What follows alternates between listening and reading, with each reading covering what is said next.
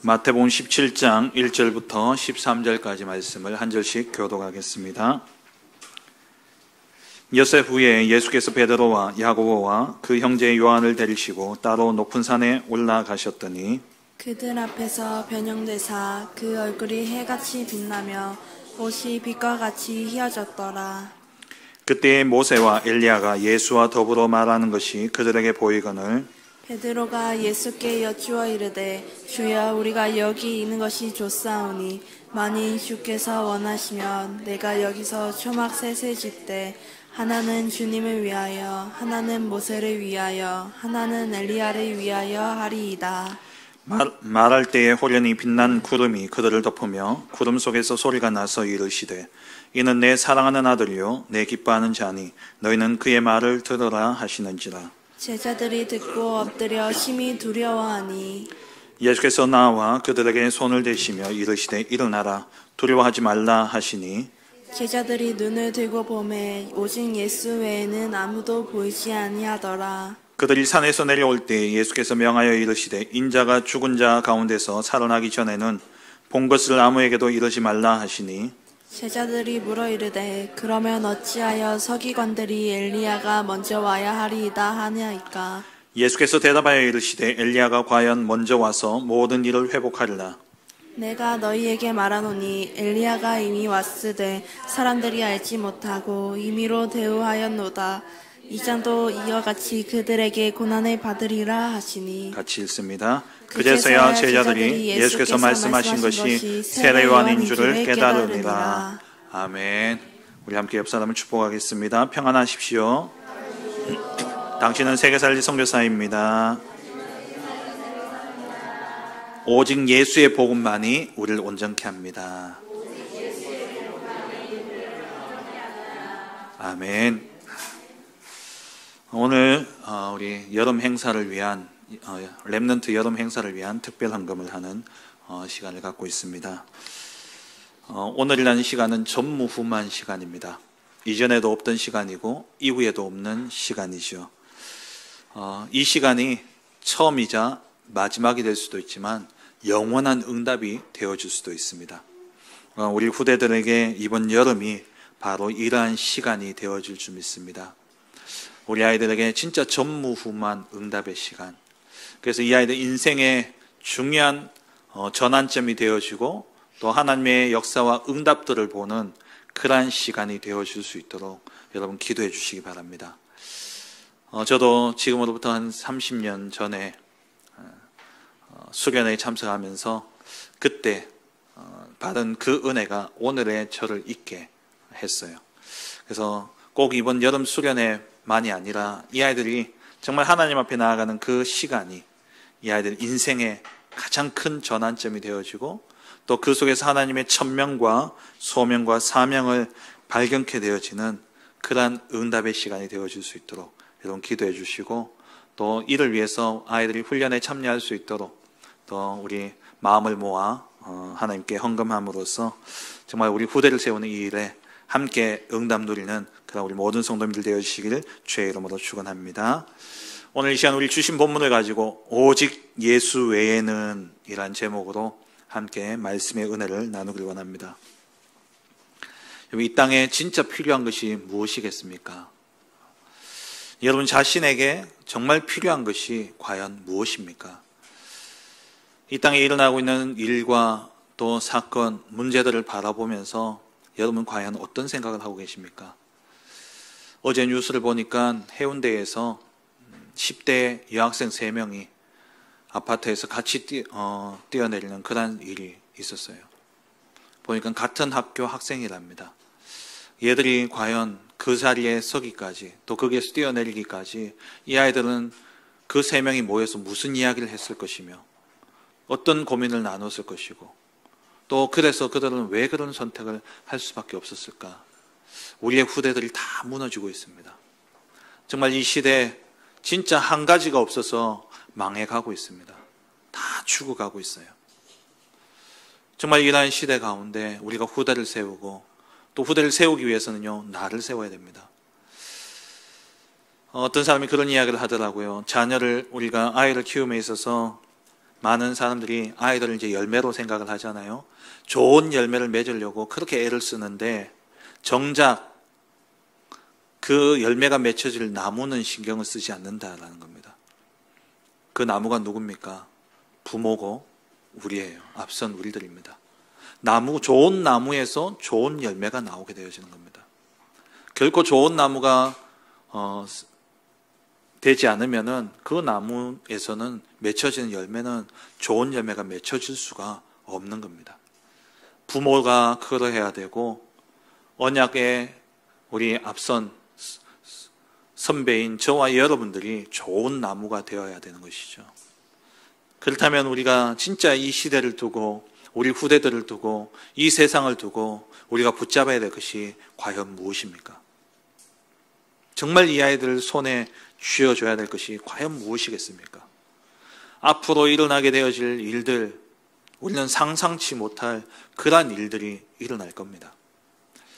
정말 우리 후대들이 직면하는 그러한 세상은 우리가 경험해보지 못한 그러한 세상을 이 아이들은 직면하게 되어집니다. 그런데 정말 이러한 시대 세상 속에 우리 아이들에게 과연 무엇이 이 아이들 손에 들려져야 될까요? 오직 예수 외에는 다른 답이 없는 겁니다. 시대마다 문제가 있었고 그 문제에 대한 답을 시대마다 내어놓고 있지만 시공간을 초월해서 역사를 두고 모든 문제의 해답은 오직 한 가지 예수 그리스도 외에는 없습니다. 이 답이 먼저 나무인 저와 여러분들에게 결론이 나야 돼요. 그래야 우리 후대들 앞에 이 예수의 해답을, 예수 그리스도의 이 마스터키를 이 아이들 인생을 두고 전달해 줄 수 있는 것이죠. 복음 없는 이 세상 가운데 진짜 우리가 복음을 전달해야 됩니다. 세상에만 복음이 없습니까? 여러분 자신에게는요? 여러분 속에는 진짜 복음이 있습니까? 정말 복음이 있습니까? 복음은 예수가 아니라 오직 예수가 복음입니다. 오직 예수의 복음이 과연 내 안에 있습니까? 그냥 예수만 있지 않습니까? 오직 예수의 복음이 내 안에 있어야 돼요. 오직 예수의 복음만이 이 세상의 모든 문제를 해결할 수 있고 이 시대를 살리고 미래를 살리고 이 시대의 저주와 재앙을 끝낼 수 있는 것입니다. 오늘 짧은 시간이지만 이 말씀을 통해서 진짜 복음 대신 오직 예수 그리스도를 정확하게 알고 또 오직 예수의 길을 가는 그러한 증인으로서 우리 후대들에게 오직 예수의 바톤을 남겨주는 그러한 우리 모든 성도님들 되어주시길 주의 이름으로 축원합니다. 오늘 마태복음 17장은 여러분 잘 아시는 변화산 사건입니다. 이 사건이 왜 일어났습니까? 언제 일어났습니까? 마태복음 16장에 예수가 그리스도이심을 고백한 이 베드로.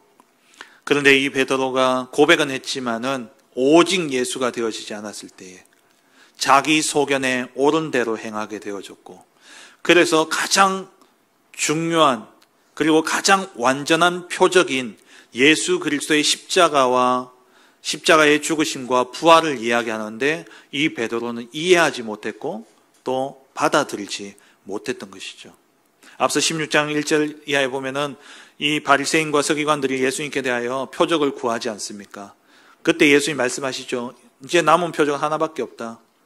그 예수가 그리스도되는 완전한 그 사건, 예수 그리스도 십자가와 죽으심 외에는, 십자가의 죽으심과 부활 외에는 다른 표적이 없다. 그 말씀하시고 제자들에게 이제 물으신 거예요. 정치적인 그러한 도시 속에 또 우상이 가득한 그 세상 속에서 예수님이 사람들이 나를 누구라 하느냐. 많은 사람들이 오해를 하고 있었죠. 그때 베드로가 하나님의 은혜로 예수가 그리스도이심을 고백하게 되어집니다.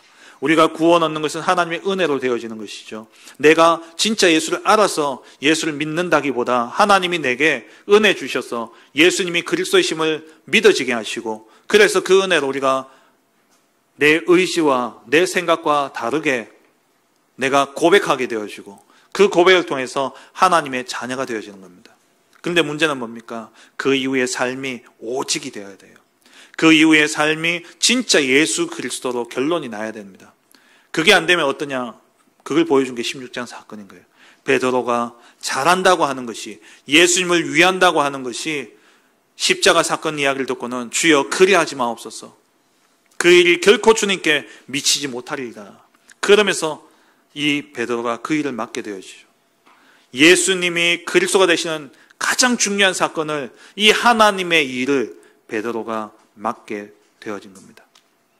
이것은 베드로만을 이야기하는 것이 아니라 오늘날 우리의 신앙 생활을 이야기하는 겁니다. 저와 여러분도 마찬가지예요. 예수 그리스도 믿으면 그리스도 안에서 모든 것이 순탄하고 평탄하고 다 평안할 줄 아는데 그렇지 않다는 거예요.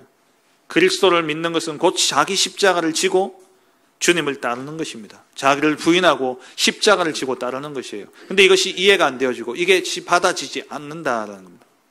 그래서 예수님이 준비한 사건이 변화산 사건이에요. 이 변화산 사건을 통해서 제자들에게 그 고난이, 너희에게 닥칠 그 고난이 결코 고난으로 끝나는 것이 아니라 하나님의 영광에, 그 하나님의 영광이 드러나는 시간이요, 하나님의 영광을 볼 그러한 시간이 되어짐을 말씀하고 있는 겁니다.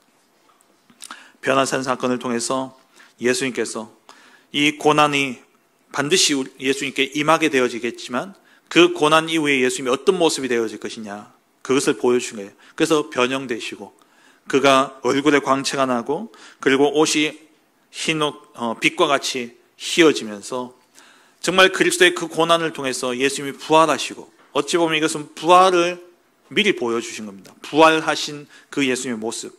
그리고 또 이 사건은 예수님이 이 땅에 재림주로 오실 때에 그때의 모습을 보여주시는 거예요. 무엇이냐? 예수님이 십자가의 죽음으로 끝나는 게 아니다라는 거예요. 부활하시고 장차 이 땅에 재림주로 오셔서 이 땅을 심판하실 영광의 주로 이 땅에 오실 것을 보여주면서 고난이 아니다라는 겁니다. 고통이 아니다라는 거예요. 그 고난과 고통을 통해 하나님의 영광이 나타날 것이고 하나님의 나라가 이루어질 것을 보여준 사건이 바로 이 변화산 사건인 것입니다. 그 다음에 이 사건을 통해서 우리가 진짜 오직 예수 외에는 다른 것이 없음을 우리가 다시 한번 확인하고 붙잡아야 되겠는데, 그러기 위해서 첫 번째입니다. 오늘 이 사건을 통해서 예수님 가장 먼저 우리에게 보여주신 것이 예수님의 정체성이죠. 예수님이 누구냐라는 겁니다. 2절 말씀에 그들 앞에서 예수님이 변형되셨다라고 말씀하고 있죠. 그 얼굴이 해같이 빛나며 옷이 빛과 같이 희어졌더라. 광채가 임하게 되어진 겁니다. 단순한 광채가 아니라 그냥 뒤에 조명이 밝게 확 비춰진다, 이 의미가 아니고요. 하나님의 영광이 드러난 사건입니다. 곧 예수님이 곧 하나님이심을 나타내는 사건, 그 하나님임을 나타내는 것이 바로 이 사건인 것이죠. 그래서 히브리서 1장 3절에 보면은 이는 하나님의 광채시요 그분의 형상이시라. 누가요? 예수 그리스도를 이야기합니다. 예수 그리스도는 하나님의 영광의 광채시요 그 본체의 형상이시라. 그의 능력의 말씀으로 만물을 붙드시며 죄를 정결하게 하는 일을 하시고 높은 곳에 계신 지극히 크신 이의 우편에 앉으셨느니라. 예수님이 하나님의 영광의 광채가 되시고 그 본체의 형상이 되어질 수 있었던 그 사건이 뭡니까? 십자가에 죽으시고 부활하심으로 지금 어디에요? 하늘 보좌에 앉아 계시다라는 겁니다. 그리스도가 변형되셨다라는 것은 곧 예수 그리스도 안에 있는 하나님의 신성이 드러나게 되어진 겁니다.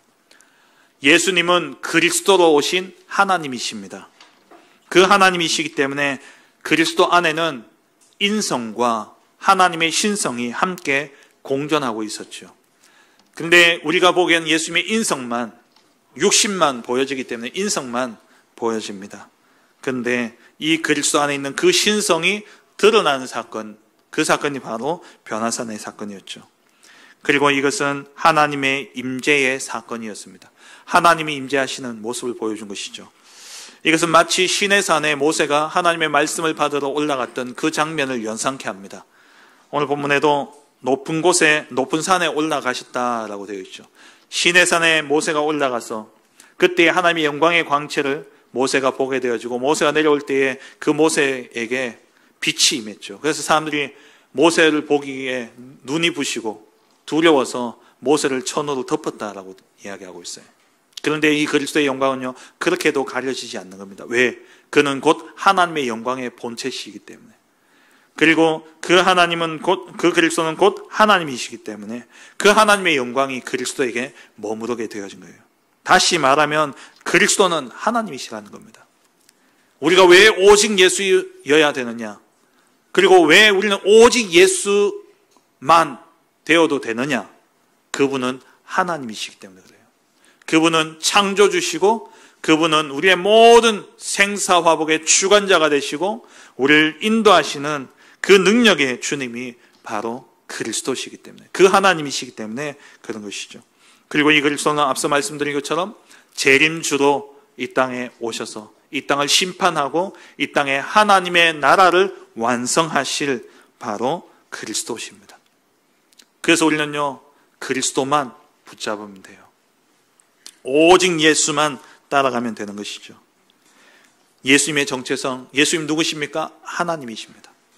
예수님은 하나님이시고 예수님은 우리의 심판주로 오셔서 이 땅에 하나님의 나라를 이룰 바로 만왕의 왕 대신 그리스도가 되십니다.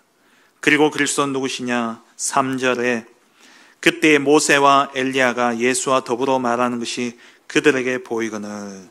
모세와 엘리야의 등장은 곧 구약을 이야기하는 것이죠. 모세의 구약의 율법의 대표 아닙니까? 곧 구약 성경 모세 오경 그 대표하는 모세. 그리고 엘리야는 선지자를 대표하는 겁니다. 그러니까 엘리야, 선지서, 모든 구약의 성경을 대표하는 모세와 엘리야가 나타나서 예수님과 함께 대화했다라는 이 말은 곧 예수 그리스도, 그분이 메시아임을 우리에게 말씀하고 있는 것이죠. 성경은 무엇을 이야기합니까? 구약은 그리스도 메시아를 보내시겠다는 예언이에요. 모세를 통해서, 선지자를 통해서 그 메시아가 오실 것을 우리에게 예언하셨죠. 그 예언의 성취가 바로 예수입니다. 예수님이 바로 그리스도가 되신 것이죠. 그래서 모든 구약의 말씀을 성취하신 성취자로 오신 분이 바로 예수 그리스도십니다. 어떻게 성취하셨습니까? 누가복음 9장 31절에 보면은 이 변화산 사건이 누가복음 9장에도 기록되어져 있는데 누가복음 9장 31절에 예수님이 엘리야와 모세와 이야기한 그 내용이 누가복음에만 나옵니다. 그게 9장 31절에 나오는데 영광 중에 나타나서 장차 예수께서 예루살렘에서 별세하실 것을 말할세. 엘리야와 모세가 나타나서 예수님과 대화하는데 그 대화 내용이 무엇이었냐? 예루살렘에서 예수님 죽으실 것을 이야기하신 거예요. 아니, 그 중요한 만남에서 제자들이 그토록 듣기 싫었고 제자들이 그토록 원치 않았던 십자가 사건을 이 엘리야와 모세가 예수님과 대화하는 그 자리에서 그 내용을 이야기하신 거예요. 왜요? 이것이 우리에게 주신, 아까 말씀드린 것처럼 우리에게 주신 유일한 표적이고 완전한 표적이고 예수가 그리스도가 되는 완전한 사건이 바로 이 십자가의 사건이기 때문에 예수님 그렇게 예수님과 엘리야와 모세가 이 대화를 나눈 거예요. 이 예수 그리스도의 십자가의 죽으심과 부활을 통해서 곧 구약의 성취가 이루어진 겁니다. 예수님이 십자가에 죽으시고 부활하심으로 모든 구원을 완성하신 것이죠. 그래서 요한복음 5장 39절에 모든 성경은 누구에 대해서 증언하는 겁니까? 우리 같이 읽어보겠습니다. 너희가 성경에서 영생을 얻는 줄 생각하고 성경을 연구하거니와 이 성경이 곧 내게 대하여 증언하는 것이니라. 이 성경은, 여기서 말하는 성경은 아직 신약은 편집되지 않았어요. 아직도 기록되지 않았습니다. 그럼 이 성경은 언제적 성경을 이야기합니까? 구약을 이야기하는 거예요. 구약은 영생을 얻는 줄, 구약 성경을 통해서 영생을 얻는데 그 영생은 누구를 통해서요? 그리스도를 통해서 우리에게 주어지는 겁니다. 모든 성경은 그리스도에 대해서 증언하는 것이죠.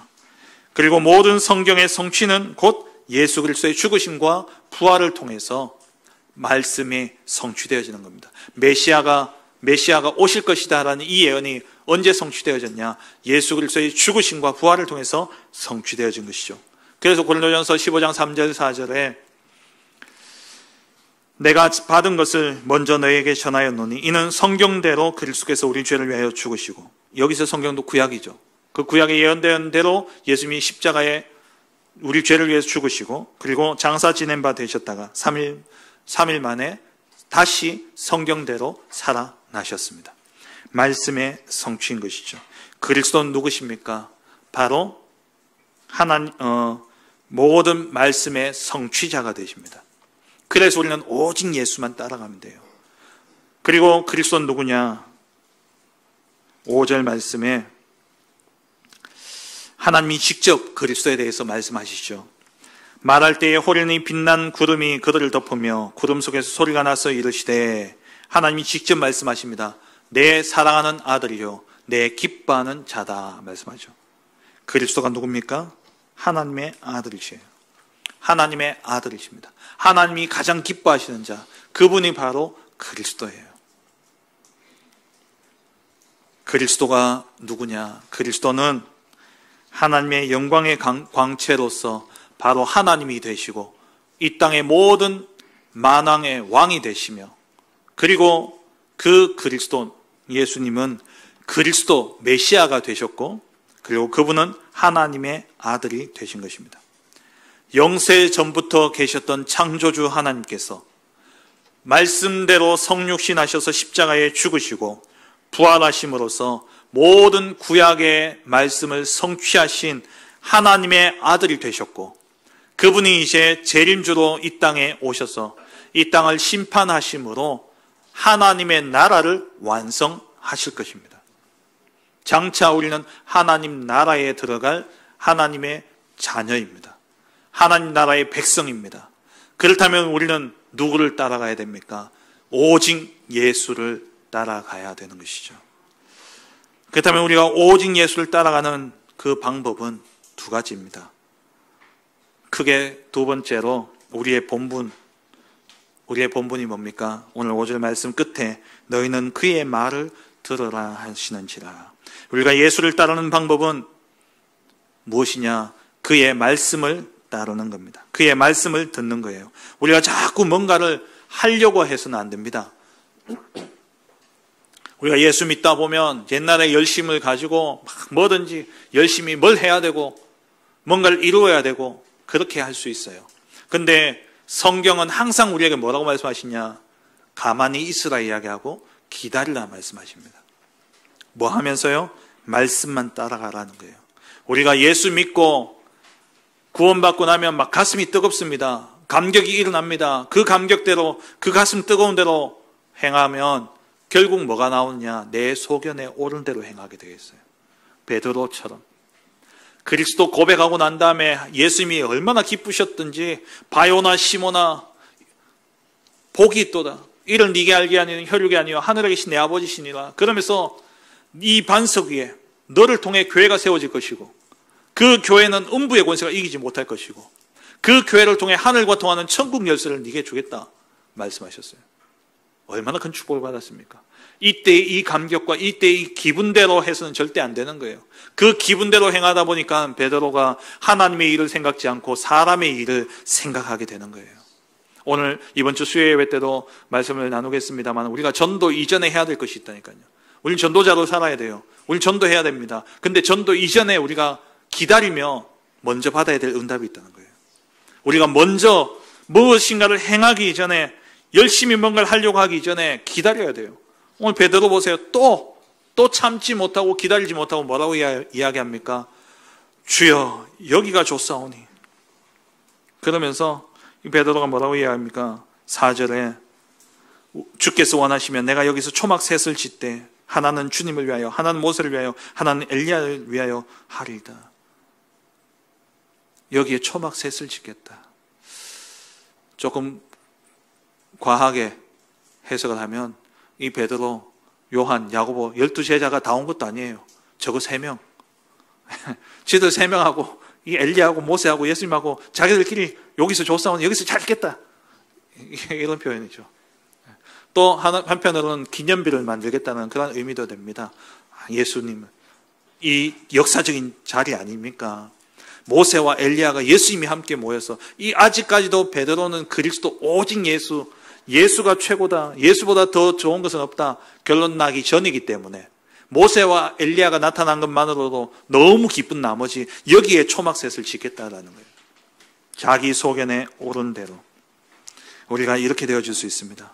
마가복음 9장 6절에는요, 이 베드로가 했는 이 일이 자기도 뭐 했는지 몰라요.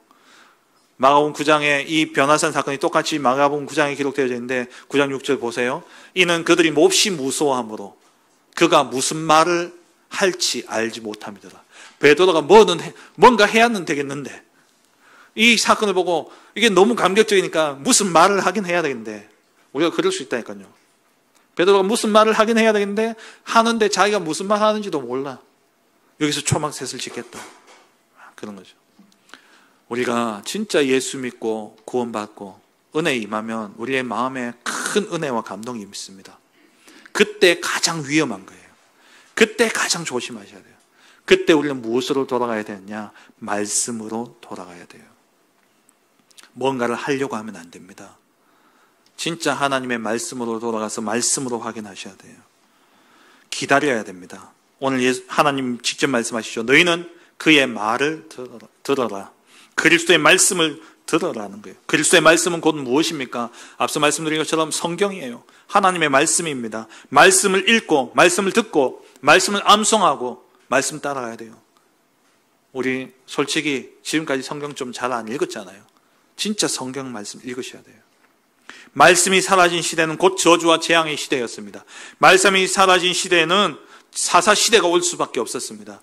사무엘상 3장 1절에 말씀이 희귀하여 이상이 흔히 보이지 않던 시대, 그것은 사무엘 시대만을 이야기하는 것이 아니라 사무엘 시대가 올 수밖에 없었던 그 400년의 사사 시대를 이야기하고 있는 겁니다. 말씀이 희귀하여 이상이 흔히 보이지 않는 시대, 말씀이 끊어진 시대, 400년의 고통과 고난의 시대, 그리고 말씀이 또 끊어진 시대가 언제입니까? 중세 로마 가톨릭 시대 아닙니까? 이 로마 가톨릭 시대에 신부들이 성경을 자기들만 알도록, 이 당시에는 성경을 중세 시대의 성도들은요 성경을 알지 못했어요. 왜냐하면은 성경이 히브리어로 또 헬라어로 쓰여져 있었고 그게 번역된 게 라틴어로 되어 있었어요. 이 라틴어는 신부들만, 사제들만 아는 그런 언어였습니다. 라틴 제국이 무너지면서 이 언어는요 사라져 버렸거든요. 이 언어를 쓰는 민족이 없어요. 근데 성경은 라틴어로만 남아있는 겁니다. 그럼 이 라틴어는 누구만 배웠냐? 사제들, 신부들만 배우는 거예요. 그 사제와 신부들은 라틴어를 알기 때문에 성경을 읽는데 이게 자기들만의 특권이 되어져야 되고 자기들의 어떤 기득권을 유지해야 되기 때문에, 그래서 성경을 다른 성도들이 읽지 못하도록 번역을 안 한 겁니다. 번역 안 하고 라틴어로만 남겨둔 거예요. 그래서 중세시대의 성도들은요 성경을 몰라요. 그래서 누구만 쳐다보느냐? 신부들만, 교황만 쳐다보는 거예요. 그 입에서 나오는 게 곧 하나님의 말씀이라 생각하는 겁니다. 그래서 그것 따라하니까 우리가 생각할 때 도저히 이해가 안 되잖아요. 아니 연옥에 있는 그 가족들이 그 면죄부를 사면은 천국 간다. 우리 이해가 안 되죠. 우리 성경을 알기 때문에. 근데 이들은 성경을 모르기 때문에 교황이 그렇게 이야기하면 아 그렇구나. 그래서 전부 다 면죄부를 산 거예요. 이 중세에 흑암이 들렸던 이유가 뭐냐? 말씀이 끊어졌기 때문에. 그래서 일어난 게 종교개혁 아닙니까? 종교개혁을 통해서 종교개혁의 모토가 뭡니까? 오직 성경으로, 말씀으로 돌아가자라는 거예요. 종교개혁이 이루어질 수 있었던 이유가 뭐냐? 그 앞서 위클리프 이 종교개혁 이전에 종교개혁 전 개혁자라고 이야기하는데 이 위클리프가 성경을 번역한 겁니다. 영어로. 존 후스가 성경을 번역한 거예요. 그 나라의 언어들로. 그리고 결정적으로 근데 이들이 개혁이 이루어질 수 없었던 것은 성경을 번역했는데 그걸 전부 써야 되니까. 근데 마침 루터가 있던 그 시대 뭐가 발명되어졌냐? 인쇄술이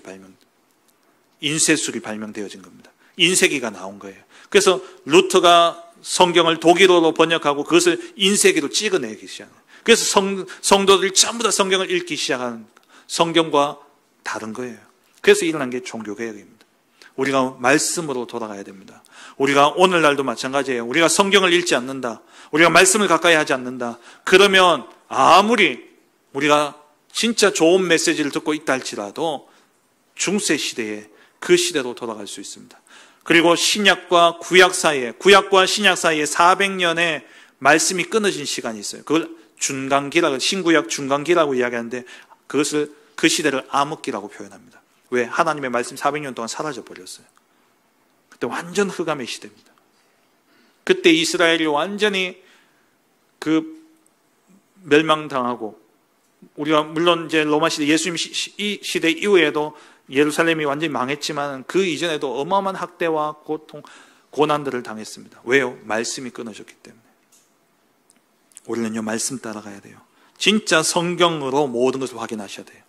하나님의 말씀으로 우리가 예수가 그리스도 되심을 확인하셔야 됩니다. 말씀 속에서 예수가 그리스도 되심을 확인해야 돼요. 우리가 오직 예수를 따라가야 되는데, 그러면 진짜 예수 그리스도를 확인해야 따라갈 거 아닙니까? 그래서 첫 번째로 우리가 확인해야 될 것이 뭐냐? 말씀 속에서 그리스도를 확인해야 돼요. 전체되지 세 번째로, 세 번째면서 또 예수 그리스도, 오직 예수를 따라가야 될 그 그리스도를 확인해야 될 두 번째가 뭐냐? 고난입니다. 세 번째 고난의 이유예요. 12절에 인자도 이와 같이 그들에게 고난을 받으리라. 그 앞에 엘리야가 이미 왔을 때 고난당하다가 죽었죠. 세례 요한이죠. 그리고 그와 같이 예수님도 고난당할 것을 말씀하십니다. 우리가 예수 그리스도를 확인하는 두 번째가 뭐냐? 고난이에요. 고난을 통해서 우리는 그리스도를 확인하는 겁니다. 예수님께 임한 하나님의 영광을 본 후에 제자들은 바로 예수님의 죽으심과 그리고 엘리야의 고난에 대해서 말씀을 듣게 되어지죠. 이 엘리야 곧 나중에 깨닫죠. 이들이 세례 요한인 줄 깨닫죠. 그러니까 이 고난에 대해서 듣게 되어지는데, 이 예수님의 고난은 바로 어떤 사건입니까? 예수님이 그리스도가 되는 사건으로서 하나님의 영광을 나타내는 사건이에요. 고난은 곧 하나님의 영광을 나타내는 사건이 되어졌습니다. No cross, no crown이라고 그러죠. 십자가 없이는 곧 영광도 없는 겁니다. 예수 그리스도의 십자가의 고난을 통해서 하나님의 영광이 드러난 거예요. 이사야 53장 5절에 그가 찔림은 우리의 허물 때문이요 그가 상함은 우리의 죄악 때문이라. 그가 징계를 받음으로 우리는 평화를 누리고 그가 채찍에 맞음으로 우리는 나음을 받았도다. 예수 그리스도의 그 고난이 우리의 나음을, 우리에게 구원을 주신 것이죠. 히브리서 2장 9절에 우리 같이 한번 읽어볼까요? 오직 우리가 천사들보다 잠시 동안 못하게 하심을 입은 자 곧 죽음의 고난 받으심으로 말미암아 영광과 존귀로 관을 쓰신 예수를 보니 이를 행하심은 하나님의 은혜로 말미암아 모든 사람을 위하여 죽음을 맛보려 하심이라. 죽음의 고난 받으심으로 말미암아 영광과 존귀로 관을 쓰셨다 그랬어요. 예수님의 고난도 곧 뭐냐? 하나님의 영광을 입는 그러한 고난이었어요. 그와 함께 우리가 당하는 고난도 또한 무엇이냐? 하나님의 영광을 입는, 다시 말해서 예수가 그리스도이심을 확인하는 고난이라는 거예요. 예수님이 당하신 고난은, 그 고난 자체가 예수님이 그리스도가 되신 영광의 사건이었고, 우리가 당하는 고난은 우리가 이 고난 속에서 예수 그리스도를 따르게 될 때에 진짜 예수가 그리스도가 맞구나라고 확인되어지는 사건이에요. 이번 주 우리 수요 예배 때 전도사님 말씀하셨잖아요. 진짜 숨도 쉬어지지 않을 만큼 그렇게 힘든 그런 상황 속에서 진짜 오직 그리스도 붙잡았는데, 거기서 진짜 예수가 그리스도심이 확인되어졌고, 그로 통해 오늘의 우리 전도사님이 있게 되어졌다 말씀하시잖아요. 우리의 고난이 그런 겁니다. 우리의 고난이 그냥 고통당하고 고난당하고 끝나는 것이 아니라, 그 고난을 왜 주시느냐? 예수가 그리스도이심을 확인하라고 주시는 거예요. 예수님의 고난은 예수가 그리스도 되신 사건이라면, 우리가 당하는 고난은 그 고난을 통해서 예수가 그리스도가 맞구나라는 것을 확인하는, 그게 우리가 당하는 고난이라는 겁니다. 그래서 로마서 8장 17절 18절 우리 같이 읽겠습니다. 자녀이면 또한 상속자 곧 하나님의 상속자요 그리스도와 함께한 상속자니 우리가 그와 함께 영광을 받기 위하여 고난도 함께 받아야 할 것이니라. 생각하건대 현재의 고난은 장차 우리에게 나타날 영광과 비교할 수 없느니라. 이전 성경에는 좋게 비교할 수 없다 그랬어요. 좋게 비교할 수 없다. 비교할 수 없는 겁니다. 우리가 현재 당하는 이 고난은 장차 받을 영광과 비교될 수 없는 거예요. 우리의 모든 지나간 시간들, 우리의 과거, 거기에 하나님의 계획을 봐야 되고, 우리가 오늘 당하는 그 고난 속에 하나님의 계획을 봄으로써 거기에서 하나님이 행하실 일들을 보고 그 하나님이 이루신 역사를 가지고 예수가 그리스도가 맞구나 확인하며 그 일에 우리가 증인되어야 되는 것이죠. 말씀을 맺겠습니다. 오직 예수 외에는 다른 길이 없습니다. 맞습니까? 진짜 믿으십니까? 그래서 우리는 날마다 오직 예수를 발견해야 돼요. 그리스도는 누구십니까? 하나님의 영광의 광채시요, 하나님의 영광의 광채 본체가 되시며, 그분이 하나님이 되시고, 그분이 만왕의 왕이 되시고, 그분이 모든 말씀의 성취자가 되시고, 그분은 우리를 구원하실 참된 구원자 메시아가 되시죠. 그 예수 그리스도를 우리는 날마다 발견해야 됩니다. 무엇을 통해서요? 두 가지. 말씀을 통해서 확인해야 되고, 그리고 고난을 통해서 확인하는 겁니다. 우리가 당하는 그 고난 속에 진짜 여러분 고난 당하면 할 게 뭐가 있습니까? 기도밖에 할 게 없다니까요. 예수 이름 부르는 것 외에는 다른 게 할 것이 없어요. 왜요? 당장 할 수 있는 게 없다니까요. 병원 찾아간다고 되는 것도 아니고, 상담한다고 되는 것도 아니고, 잠깐 괜찮았다가 또 찾아오고 또 찾아오고, 그리스도 의지하는 것밖에 없어요. 근데 그 고난을 통해서 내가 예수 이름을 부르는데, 예수 이름을 부르는 그 순간, 진짜 그리스도구나, 예수님이 정말 그리스도가 맞구나 라는 것이 확인되어지는 것이죠. 우리는 하나님의 말씀을 통해 예수가 그리스도이심을 확인하셔야 됩니다. 그래서 성경 읽기를 쉬지 마세요. 성경 읽으시고요, 진짜 말씀을 듣더라도 그 말씀을 성경으로 하나하나 확인하시고요, 하실 수 있으면 강단 말씀 속에 나오는 성경 구절들 여러분 한 주 동안 또 뺏겨 써보시기도 하시고, 그러면서 말씀을 각인하시기 바랍니다. 그리고 우리의 고난을 통해 예수가 그리스도이심을 확인하는 겁니다. 문제 속에서 진짜 예수 이름 붙잡고 기도하는데 그 속에 하나님이 응답하시고, 그 고난을 통해 우리의 고난이 곧 그리스도 이름 부를 때에 고난이 곧 영광으로 바뀌어지게 되는 것이죠. 우리의 고난을 영광으로 바꾸실 분은 오직 그리스도밖에 없습니다. 하나님의 영광을 나타내실 분도 오직 그리스도밖에 없습니다. 다른 것 바라보지 마시고 오직 예수만 바라보시기 바랍니다. 오직 예수 외에는 다 사라지고 없었습니다. 엘리야도 필요한 것처럼 보여지고, 모세도 필요한 것처럼 보여지고, 이 대단한 사람들이 같이 있으면 좋겠지만 다 필요 없습니다.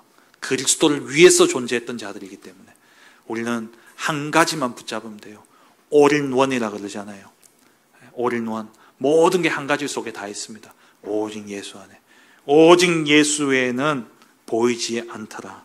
오직 그리스도만 바라보고 의지하고 따라가는 우리 모든 증인들 되시길 주의 이름으로 축원합니다.